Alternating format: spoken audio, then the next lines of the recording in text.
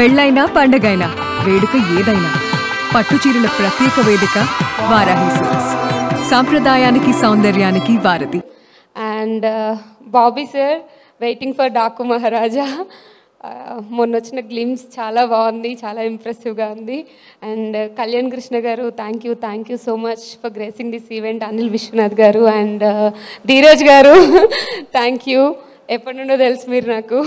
ఈరోజు ఇలా కలవడం చాలా ఆనందంగా ఉంది. మా టీం అందరం చాలా హ్యాపీగా ఆనందంగా చేసుకుంటున్న ఈవెంట్ అండి ఇది. చాలా డేస్ నుండి వెయిట్ చేస్తున్నాం ఇలాంటి ఒక మూమెంట్ కోసం. శ్రీకాకుళం షెర్లాక్ హోమ్స్ నా కెరియర్లో నాకు చాలా మంచి పేరు ఇచ్చే సినిమా. సో నేనైతే ఎప్పటి నుండో చాలా ఈగర్గా వెయిట్ చేస్తున్నాను. సో ఇంకో 2 డేస్లో రిలీజ్ అవ్వబోతుంది. I'm so happy. మోహన్ గారు థ్యాంక్ యూ సో మచ్. నన్ను నమ్మి ఇంత మంచి రోల్ ఇచ్చారు. అసలు నాకు తెలిసి నేనే అనుకోలేదు అలా ఒక మంచి రోల్లో చూసుకుంటాను అని, అంటే ఇలాంటి కైండ్ ఆఫ్ రోల్స్లో. So thank you so much Mohan garu. And మా ప్రొడ్యూసర్ వెన్నపూసి రమణారెడ్డి గారికి ఆల్ ది బెస్ట్. ఫుల్ డబ్బులు వచ్చేసేయాలి మీకు ఈ సినిమాతో.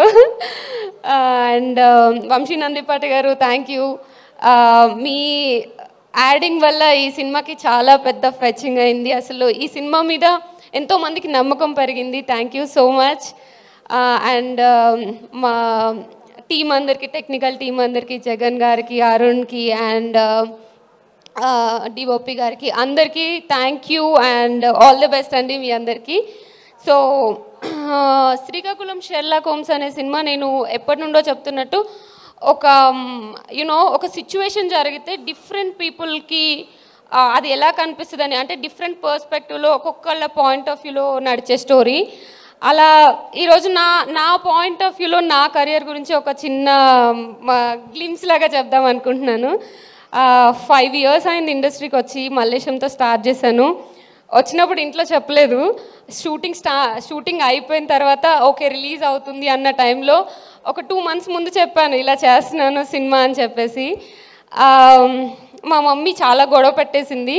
తర్వాత one fine day కాల్ చేసి నేను ఆఫీస్లో ఉన్నాను, నేను ఇన్ఫోస్లో వర్క్ చేస్తున్నప్పుడు ఆఫీస్లో ఉన్నప్పుడు కాల్ చేసి ఏదో ఎక్కడికో వెళ్ళిందంట. మా ఓన్ రిలేటివ్సే చెప్పారు నీ పెంపకం తీరు అలా ఉంది అని అనింది అని చెప్పింది మా మమ్మీ. ఆ రోజు చాలా ఎమోషనల్ అయ్యాను, చాలా ఫీల్ అయ్యాను. ఆ రోజు డిసైడ్ అయ్యాను ఏదో ఒక రోజు సక్సెస్ కొట్టి చూపించాలి అని. చాలా ట్రై చేస్తున్నాను. మల్లేశం తర్వాత అంటే కొంచెం నోటెడ్ ఫిల్మ్సే చేస్తున్నానని నేను అనుకుంటున్నాను. అంటే మల్లేశం అవ్వచ్చు, ప్లేబ్యాక్ అవ్వచ్చు, వకీల్ సాబ్ అవ్వచ్చు, ఆర్ తంత్ర, పొట్టేలు, ఇప్పుడు వస్తున్న శ్రీకాకుళం షెర్లాక్ హోమ్స్, అన్ని ఫిల్మ్స్లోనూ నా 100% నేను ఇస్తున్నాను. ఒక మంచి కథను ఎంచుకొని ఆ కథకు తగ్గట్టుగా షూటింగ్లో ఆ క్యారెక్టరైజేషన్ ఎలా పట్టుకోవాలో తెలుసుకొని దాని తర్వాత ప్రమోషన్స్కి నా 100% మోర్ దెన్ నా 100% ఇచ్చి ట్రై చేస్తున్నాను. ఎందుకు వర్కౌట్ అవ్వట్లేదని చాలామంది అడుగుతున్నారు. I don't know, but I hope ఈ సినిమాతో అదంతా పోయి ఒక మంచి సక్సెస్ఫుల్ యాక్టర్గా ఒక సక్సెస్ మీట్లో కలుద్దామని అనుకుంటున్నాను. చాలా ప్రిపేర్ అయ్యాను. సక్సెస్ మీట్లో మాట్లాడతాను. Thank you guys. Thank you so much Ananya. Very